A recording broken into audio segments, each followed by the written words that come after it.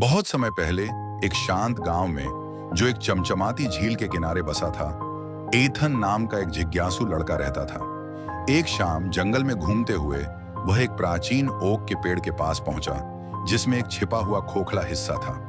अंदर उसे एक सुनहरी चाबी मिली जो हल्की रोशनी में चमक रही थी। उसके साथ एक नोट जुड़ा था, जो खोजता है उसके लिए यह चाबी तुम्हारी तकदीर का ताला खोलती है। एथन का दिल तेजी से धड़कने लगा।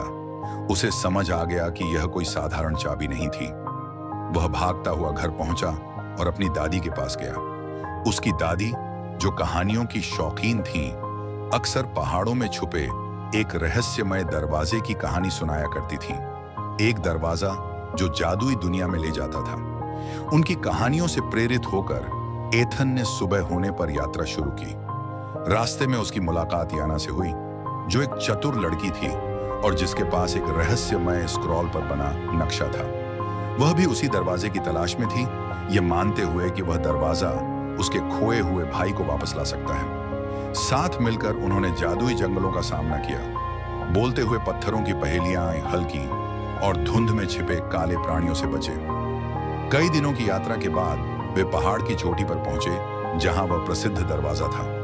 वह दरवाजा ऐसे प्रतीकों से तराशा हुआ था जो तारों की तरह चमक रहे थे। एथन ने चाबी को ताले में डाला और हल्की सी आवाज के साथ दरवाजा खुला।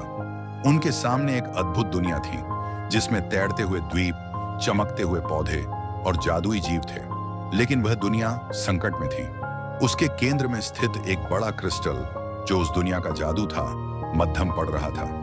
एक समझदार उल्लू, जिसका नाम सोलान था, ने उन्हें बताया कि केवल शुद्ध हृदय वाले ही क्रिस्टल की रोशनी को वापस ला सकते हैं। एथन और याना ने ठान लिया कि उन्हें क्या करना है।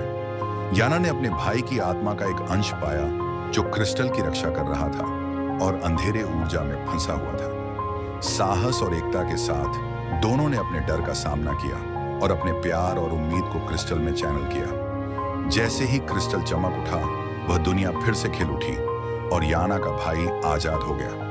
एथन और याना घर लौटे, लेकिन चाबी गायब हो चुकी थी।